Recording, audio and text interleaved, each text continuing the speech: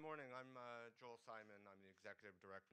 In terms of languages, I think we can do 70 journalists were killed in 2013, 211 journalists in prison at the end of the year. These numbers, in our view, are the leading indicators of global press freedom conditions, and in 2014, they were at near record levels. So, you know, some countries, notably China, Iran, Russia, would like to see the UN take a greater role in internet governance. But what they really want is to use the UN as cover to censor control online speech in their own countries.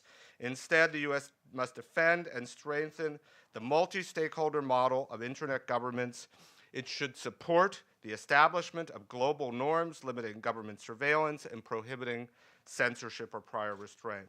Advocacy coordinator Jeff King writes about in Russia, current climate for freedom of the press and the freedom of expression, despite the international spotlight due to the Sochi Olympic Games, has not been as repressive since the collapse of the Soviet Union.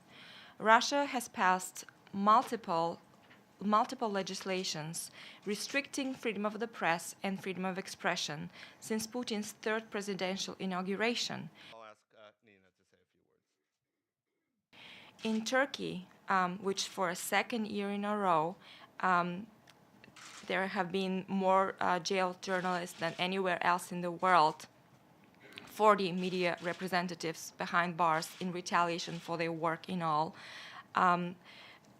Turkey continued to crack down on critical journalists in response to their reporting and commentary, including commentary that was made on social media. Africa.